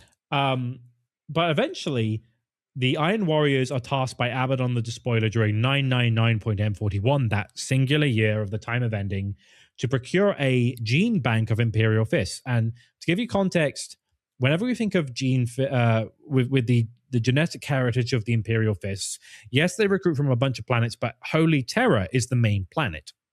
Other than Holy Terror, the only other stockpile of gene seed for the Imperial Fists is on Hydra Caudatus, which Hal mentioned earlier as a particularly important part of the Horus Heresy, where Fulgrim and Perturabo did a joint campaign. Right now, the Imperial Fists are holding a massive gene seed storage device of like thousands upon thousands of Imperial Fist gene seed on the this cum planet. vault. The cum vault, as Colin would put it. One of two. Iconic cum vault. Indeed. Bruh. And at this point, Honsu is under the command of Barban Falk, who, as we mentioned earlier, was the guy that Barabbas Dantiok was under the command of. And Barban Falk, I've done a video on, he's like a weird character. But this guy, unlike a lot of Iron Warriors, was all like, I want to be in this Chaos game. I love Chaos. I love him. So he's all like, I have a bargain with Chaos. I designed this fortress of Gene Seed back in the Great Crusade. I know every defense. I know every weakness. We take this Gene Seed store. We offer it to Abaddon. We please the Chaos Gods. I'll become a demon prince. And at this point, this guy's going through a power trip already. He's considering himself the Warsmith. Not a Warsmith. He is known only by his subjects as the Warsmith. He's the Warsmith. And Honsu is one of his best men, because this guy is like, hey, I'm a bit unconventional. I'm an Iron Warrior who wants chaos in me. I'll accept a guy who's competent if he's weird. I don't care if he's a half-breed. I don't care that he has my enemy's DNA in him. As long as he gets the job done, fair play. And Honsu leads a great company alongside Foryx and Kroger, both Triarchs, who lead the first and second great companies, the most prestigious companies of the Legion. And they siege Hydra Caudatus. Honsu is revered for his cunning and effectiveness in battle. Give you an idea, Colin. You haven't read this book, right? No. This is, what's the book called? Storm of Iron. Storm of Iron, that's the one. Honsu captures a Tyranid bioship. Okay. Infects it with the Flayer virus, and then uses it to retrofit it as a Titan dropship to deploy the Legio Mortis. Okay. What the hell? That's what this guy's been going up to when he's like like a mid-level sergeant kind of guy. Like that's what this guy's been like, torturing a bioship in the Eye of Terror. That's what this guy's been up to, right? That's this nice middle ground guy. I see. Yeah. So basically, the planet at the time is being defended by Third Company Captain Ishara. It's 40,000 Iron Warriors against a few hundred Imperial Fists and a bunch of mortals. It's not going to go well. That's a lot of Iron Warriors. But fair play to the mortals. Honsu duels a guy called Castellan of Jura, who is the Prestre de Roche de Barn the Sixth. Mortal guy, really good duelist, cuts Honsu's arm off, but dies in the process. Fair play. Fair play to that one guy for cutting off the arm of Astartes. Pretty big. That's pretty big. That's not bad. You're never going to kill him, but you can dismember him a bit. That's pretty good. So Honsu's like, my arm, ow. And then Falk goes, okay, you can take the cybernetic replacement from my champion, Kortrish. Eventually, the Iron Warriors, they do conquer Hydra Caudatus, and Falk, for his service to Abaddon, ascends to the form of a demon prince. He becomes the true Warsmith. And Falk is like, I'm amazing, And he says, Honsu, I know Foryx died. Foryx died, and Kroger died. That's 2/3 of the Trident in this battle. Don't worry about it. You're like a true Iron Warrior. Don't let them grind you down. I love you. Okay, mate, calm down. And he ascends to go to the warp. He's like, I'm going to the Imperium. I'm going to do so many war crimes. Like, okay, I'm bye, warping. Marvin. I'm warping. I'm warped. And this leaves Honsu uncontested as the de facto inheritor of the Iron Warriors Legion. He has 40,000 men, a stockpile of gene seed from the Imperial Force. He gives most of it to Abaddon, but he keeps a substantial proportion to himself. And I think Abaddon knows, but he doesn't care. He's like, okay, let's do some weird shit. Goes back to Medrengard. Medrengard is a demon world and it's the domains of Perturabo. Perturabo is basically in his own little castle on Medrengard on like the highest peak. The sun is dead. It's called the Black Sun. It's a terrible place. It's full of like... Oh, Black Sun, Dead Sky is the book, isn't it? Black Sun, Dead Sky, yeah. It's a terrible place, but it's where the Iron Warriors call home. So Honsu goes back and he's like, I've got all this gene seed. Let's do some weird shit. He leaves one man alive on Hydra Caudatus to tell what's happened. And then he basically departs. So this is where the most infamous part of lore in the Warhammer setting comes into play. Let's talk about the Demunculaba. The icky. Oh, no. From the fortress of Karlengol, which is what... Why am I there? Is right. Well, Honsu inherits this... Honsu inherits this fortress from Barbenfalk, and he develops the Demunculaba. I won't go into the details. If you want that, go into my video be his own on Honsu. Wait till we do a Honsu specific video. He's in the Colin Ball files. Oh, and basically, all I will say is that it creates a bunch of like abomination Astartes using the gene seed of the Imperial Fists. And the failed attempts are called Unfleshed. And they're called Unfleshed because they don't have skin. They're just like muscle.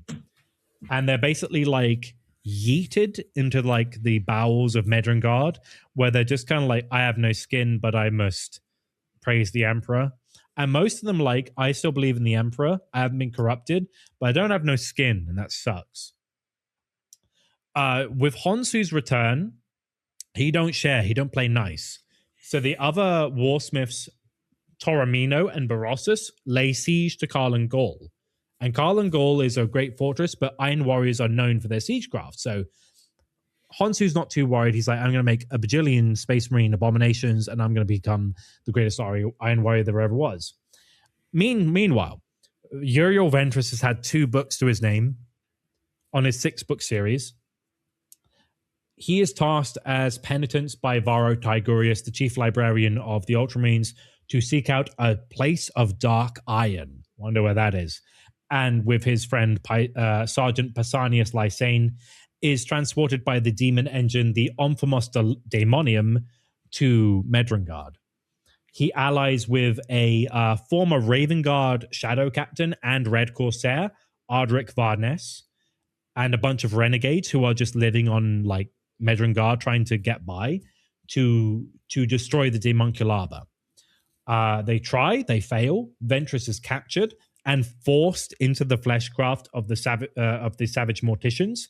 Honsu removes Lysane's arm, which is a different story where they had a previous adventure where Lysanias gained a Necrodermis metal arm.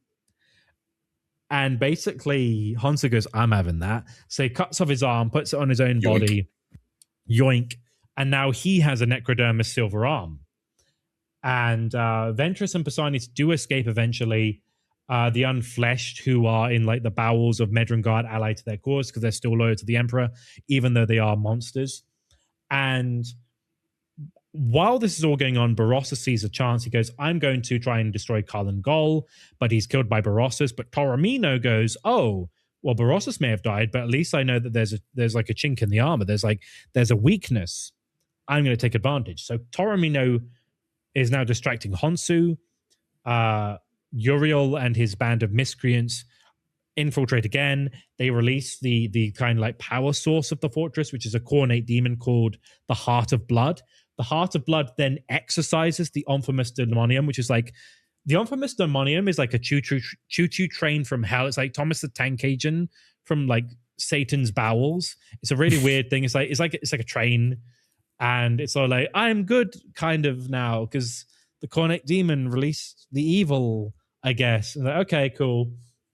Long story short, Karlengol is destroyed with the release of the Khornate demon. The Omphamos Daemonium takes Ventress and Pausanias and the Unfleshed away from Medrengard.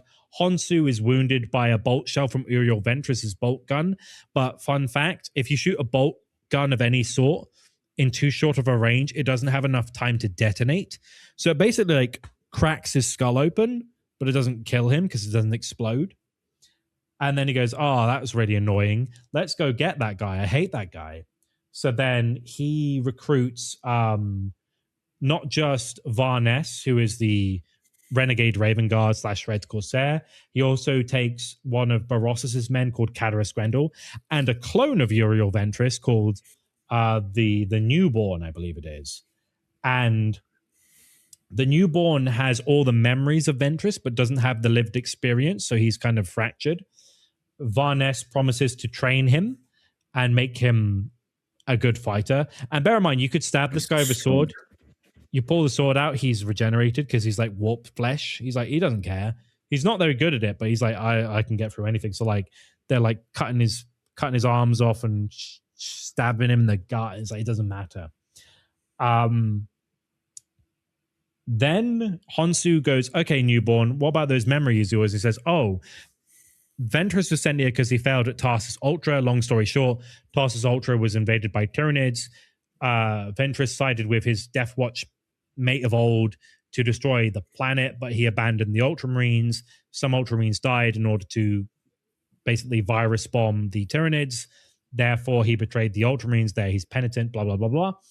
So then Honsu goes, okay, let's go to Tarsus Ultras and send a message. He takes his men. He captures the old flagship of Barban Falk called the Warbreed, which was present during Istvan 5, so it's an old ship. And he goes to Tarsus Ultra. He then destroys the entire defense force. He finds all of the... fun fact, his demonic axe that you see in all the photos, right? It's a demon weapon. It goes anywhere near his metal arm, it does not like it. Like, there's a passage where it says about, like, the tendrils of chaos go through his body. It gets to, like, here, and it retreats. Because it's like, I don't like this.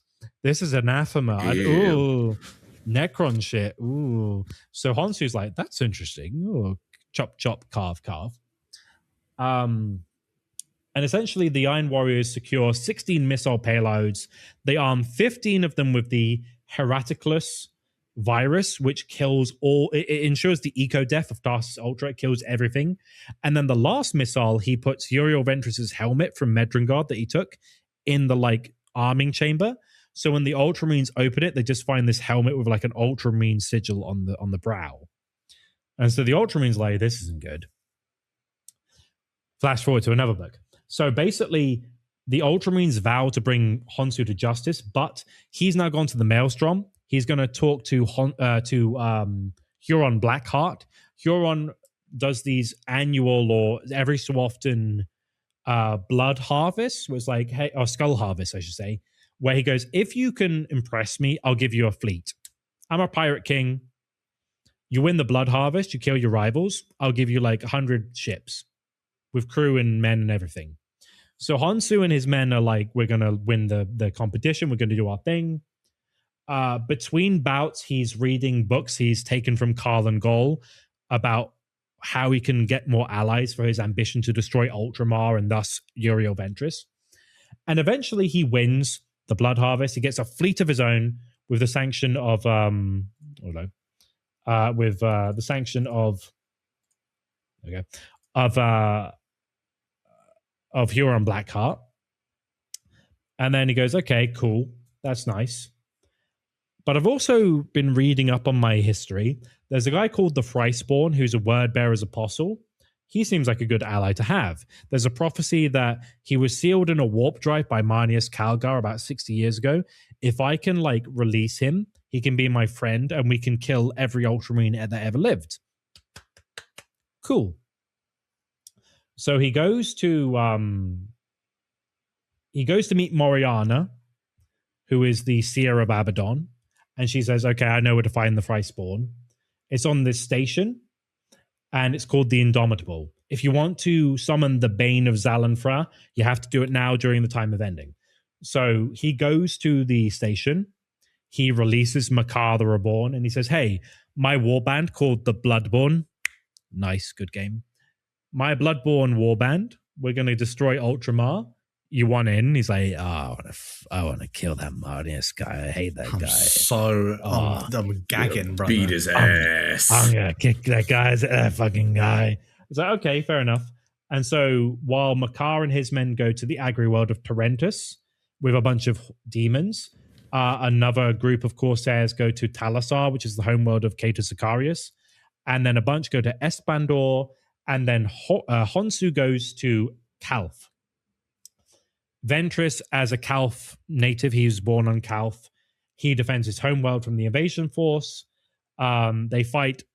They fight in the tomb of Uriel Ventress, of Remus Ventanus, who was the original fourth captain of the fourth company for the Ultramarines Legion. He's known as the hero of Calth. And there's something that Makara's tasked Honsu with, which is the Shard of Erebus. How, do you know what the Shard of Erebus is? Is that the blade, isn't it? Is that one of the not Fulgurite? What's the other one called? Oh my god, I'm blanking. Anathema? Anathames. Yeah. It's the Anathame dagger. The super poop knife. And originally it was like, oh, it's a holy place with a Ultramarines hero. That's why I can't go. And then Honsu's like, oh no, that's why you really want me to do this myself. It's because if you get stabbed by this thing, you're banished forever. No more reborn. No more respawn. Like, you're done. I was like, okay, fair enough, mate. I'll help you. But then, long story short, Ventress defends the tomb. They fight each other. Varnes dies. Cadorus Grendel dies. The newborn dies because he's struck by the... Like, he regenerates any wound, but then Ventress stabs him with the Anathame, and that kills him forever. And Honsu escapes. And for about 6 months, Honsu runs rampant on Calth as the Beast of Calth. And even just the fact that like a named Ultramarine character and the Legion of the Damned and a Legion of the Damned named Ultramarine character from the Horus Heresy couldn't stop this guy shows you how wily and conniving and tricky he is to deal with. He escapes, he lives. He manages to basically board a corpse hauler called the Shendao. He seizes the craft en route to the cemetery world of Nakila, and Honsu manages to reunite with the crew of the Warbreed and goes, okay, that was a bit of fun. I don't care about vengeance anymore. That was good enough. I'm going to meet with Padrabo. So go back to Medrengard. He has a game of what's it called? He has a game of Regicide with Padrabo, and they discuss the fate of the Legion. Because bear in mind, Forex is dead. Barban Falk is now doing his own thing. Kroger is dead, and now his armor is inhabited by a lady. Iron Warriors aren't quids in as far as like named characters, so they just have a chat. They have a game. It's annoying that this short story is only available to people who can either procure the very rare collector's edition of Storm of Iron or find a particular like video PDF file of like the original transcript. I don't know where you'd get one of those, but it's like, yeah, ominous way to end his story. And Honsu and Padrabo are like, let's discuss the fate of the Legion. And I wish I could say that the half-breed will return. I have my doubts. And that's Honsu. Thank you. Damn brought the... There was a lot to cover. What? Iron Warriors, eh? That was a mistake. Ooh. They sure were. Yeah.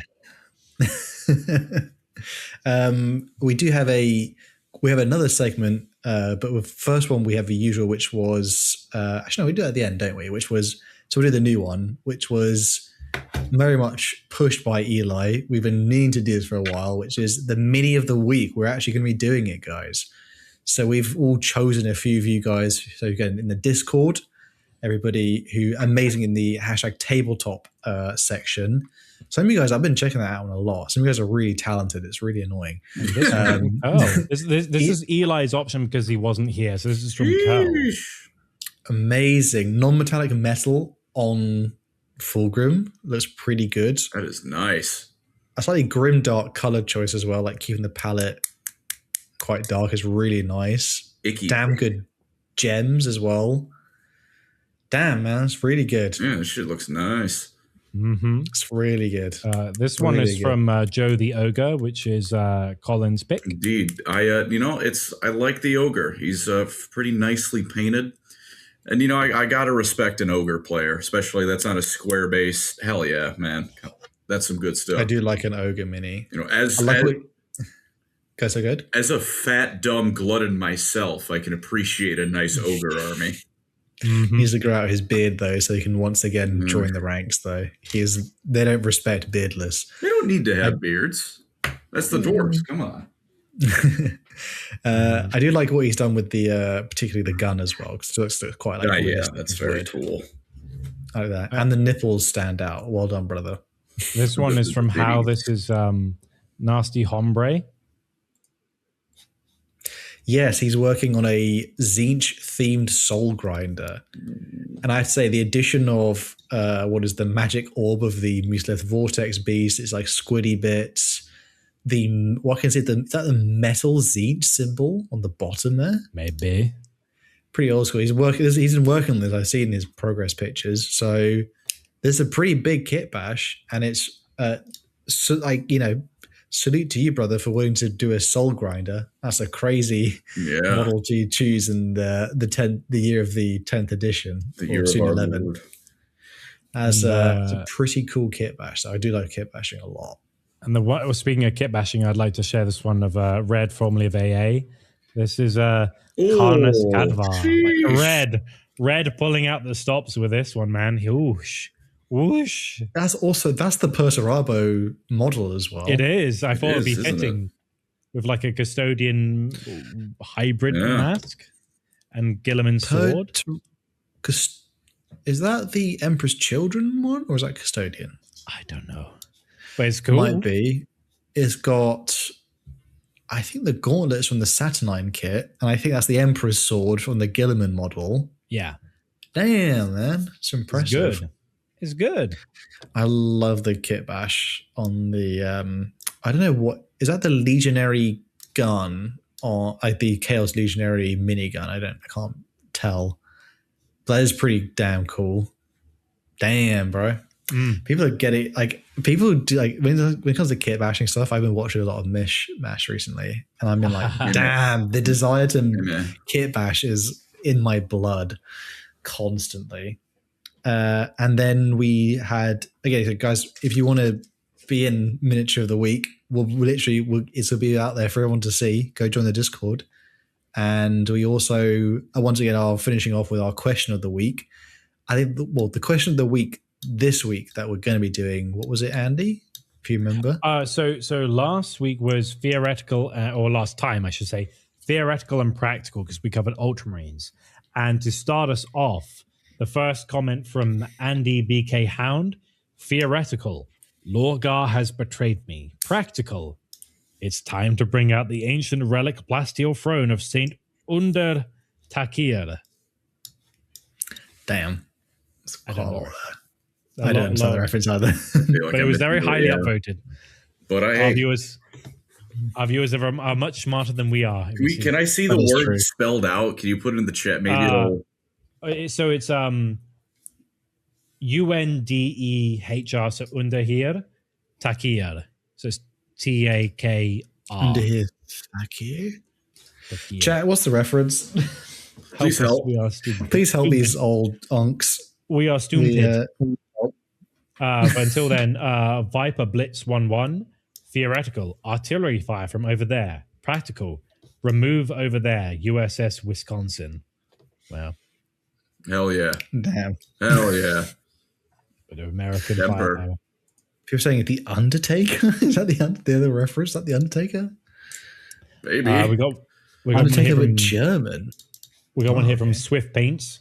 Hashtag codex. Just thin your paints and remember to use two thin coats. There's a dunk. Bit of Duncan Roads. And last one, I'm adding a bonus one here because I thought it was funny. From Sky Guy 41. Theoretical. My tummy hurt. Practical. Remove it. Amazing. Huh? I was thinking it was like practical explosive diarrhea or something. But I would like to say, we do have a question of the week for the next time, and that is hashtag Iron Within. Iron Without. Sorry, redact that. It's Iron Without. And the idea is for this hashtag, if there is one thing you could remove from Warhammer, whether that's 40k or fantasy, what would it be? So hashtag iron without. We already kind of know my answer. Yeah, I know. I would, to be fair, I would kill off. I'd have more Primarchs die during the heresy. I think that would make it more interesting, more impactful. I think as well. Like I think Lorgar should have died. I wouldn't mind if Korax died as well. Maybe one of the other traitor in the I'd say hashtag iron without. Remove Corvus Corax. See if anyone notices. Got him there. Again, thank you guys. Thank you guys for listening, for watching. We hope we gave you a big offering of Iron Warriors, cool stuff that you might not have known before. Appreciate all the donations. Everyone's been really generous. Thank you. Much appreciated. Yeah, it's been amazing, and we do love you guys a lot. And we'll see you guys all in the next one. Peace out. Bye. Bye. Farewell, fellas.